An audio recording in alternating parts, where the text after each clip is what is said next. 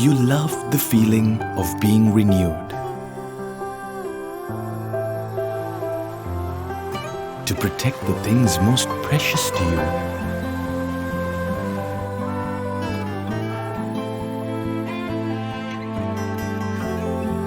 To stay beautiful every single day. To breathe just like we do, because you are truly delicate. Protecting the ones who've been with us through the years. With Sayalac Care, the only wood coating that truly protects you. Sayalac Wood Coatings from JAT. Welcome to Lmd Newsweek. I'm Ashwini Vethakan, and we begin with a look at the COVID-19 situation in the island. As of this week, the total number of COVID-19 infected patients in the island currently stands at 94,336, with the number of recoveries reaching 91,044, and the number of deaths now stands at 593. Researchers have recently discovered that people who have been diagnosed with COVID-19 over the last 6 months have a greater chance of developing depression, dementia, psychosis, and strokes. The BBC reports that a third of those who have been infected with the virus went on to develop or experience a relapse of a psychological or neurological condition. Furthermore, patients admitted to hospital or intensive care are at a greater risk. The Chief of Defence Staff and Army Commander recently stated that rapid antigen tests would be conducted on commuters crossing the border of the Western Province during the upcoming festive season. He also added that a decision has not been made to impose restrictions during the period and assured the public that the necessary steps are being taken to prevent the virus from spreading to other parts of the country. The Department of Government Information has revealed that the Cabinet approved the proposal tabled by the Health Minister to order the Sputnik V vaccines to strengthen Sri Lanka's inoculation drive. As such, Sri Lanka now intends to import an extra 6 million doses of the Russian vaccine. The chief epidemiologist of the epidemiology unit of the Ministry of Health has recently revealed that the number of deaths due to COVID-19 has reduced by half. He pointed out that the average deaths a day is presently 5, which was as high as 10 just a few weeks ago. He further noted that the number of people who get hospitalized voluntarily due to symptoms has also decreased substantially. And now for a roundup of local news, the Minister of Health declared that private tuition classes in the Western Province will recommence from the 12th of April, given that the necessary health and safety protocols and guidelines are followed. The Sri Lanka Tourism Development Authority has recently revealed that 9,629 tourists have visited the country since the reopening of the airports on the 21st of January. The Minister of Tourism says that he envisions a growth in tourism within the year with the curbing of the pandemic, and discussions are underway with foreign embassies to better manage tourist arrivals. Following the coconut oil fiasco, the President has given instructions to completely ban the import of palm oil with immediate effect. Instructions were given to refrain from clearing palm oil cargo at the Department of Customs, and the cultivation of palm oil has also been banned. The Minister of Power will declare the 26th of June as the National Day of Energy, which will also be proposed to the UN. According to the Minister of Power, this was the day Sri Lanka was introduced to the electric bulb for the first time. Moving on to business news, the State Minister of Capital Markets pointed out that Sri Lanka has greatly benefited through its strong relationship with the Chinese government over the long term. He mentioned that the government wishes to strengthen the intergovernment relationship between the two countries to a people relationship.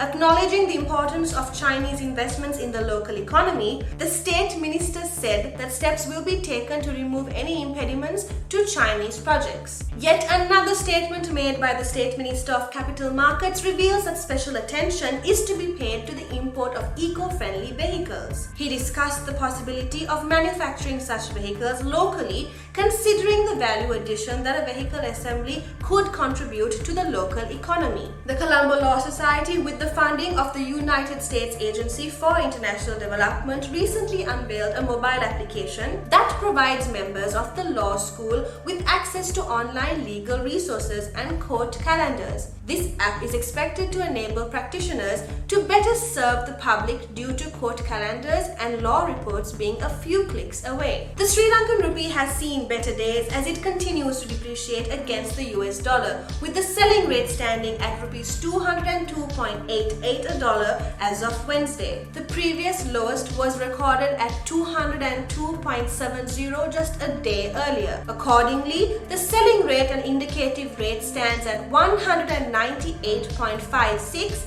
and 199.005 a dollar respectively. Sri Lanka witnessed the launch of its own localized food tracker on Wednesday. Aptly named the Bath Curry Indicator or BCI, it is a local twist on the Big Mac Index that was conceptualized by The Economist in 1986. Designed by a Colombo-based think tank, the BCI was designed to track the retail prices of goods that could be included in a packet of rice and curry. The indicator is restricted to Colombo at the moment, and the central bank's weekly economic indicators are used to feed it information. We'll be back with the latest in global and sports news after a short break. Thank you so much for all the support you gave me, guys. Okay. Today, I got promoted. Those who spread goodness radiate happiness to everyone around them. Introducing LOLC Finance Credit Cards. Fuel the goodness in you. Welcome back to the show, and here's the latest in global news. As of this week, the global COVID-19 numbers have surpassed 134 million, with the number of recoveries reaching 108 million, and the number of deaths have now reached 2.9 million. Black Eyed Peas member and rapper will.i.am, along with Honeywell and Jose Fernandez, who was the designer behind Elon Musk's SpaceX suits, hope to launch a $299 US face mask that is equipped with several interesting features. Named the Super Mask, the high-speed and high-tech mask is expected to feature dual 3-speed fans and HEPA filters, Bluetooth connectivity, LED day glow lights, noise-cancelling audio and microphone capabilities, 7 hours of battery life, and a magnetic earbud docking system along with adjustable straps. US reality TV star Kim Kardashian West is now formally recognized as a billionaire as she enters the elite club of the super rich. Forbes revealed that her net worth stands at $1 billion owing to her line of cosmetics, clothing brand, TV appearances, endorsement deals, and investments. A 46-year-old Thai monk recently faced a dilemma when he decided to meditate in a cave in Thailand. Little did he know that the unseasonal rainstorm that struck the day after would cause water levels to rise and flood the cave, thereby trapping him inside. A team of 17 divers from a local rescue unit worked tirelessly to free the monk, who saw the light of day on Wednesday after spending 4 days inside the cave. Shifting the focus to West Virginia in the US, we come across an instance where social media managed to save the life of a teenager. In New Hampshire, a 13-year-old was watching a live feed of 12-year-old Trent Jarrett on TikTok as he was taking a ride on his quad bike some 1,290 kilometers away. The streamer crashed abruptly and was trapped under the bike as the stream kept on rolling. Hayden, the 13-year-old, heard the youngster scream out a contact number, which he called. The heroic act might have saved the child from life-altering implications. Bollywood actor Akshay Kumar has been hospitalized a day after testing positive for COVID-19. The actor said he wasn't feeling much discomfort and decided to get admitted as a precautionary measure. Wrapping up, we look at the world of sport. The governor of Osaka has decided to cancel the upcoming public Olympic torch event following a rise in COVID-19 cases. The relay torchbearers will not be running through the public streets for the amazement of the public. Instead, the Tokyo 2020 organizing committee has confirmed that the relay will take place behind closed doors at the Expo 70 commemorative park in the city of Suita on the 13th and 14th of April. History was made as 37-year-old Rebecca Welch became the first appointed female referee to take charge of an English Football League game. Welch has previously refereed several high-profile women's matches as well as Port Vale's 2-0 win against Harrogate Town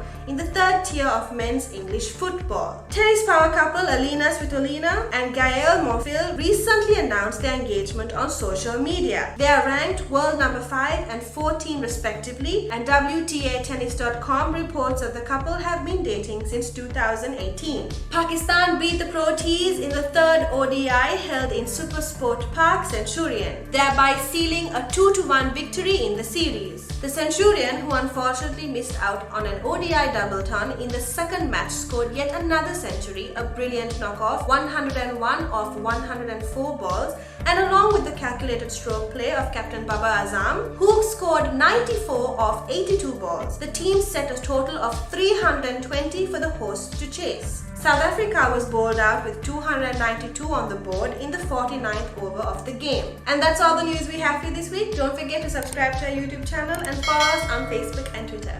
We'd also like to take this opportunity to wish our viewers a happy and prosperous Sinhala and Tamil New Year. Thank you for watching and stay safe.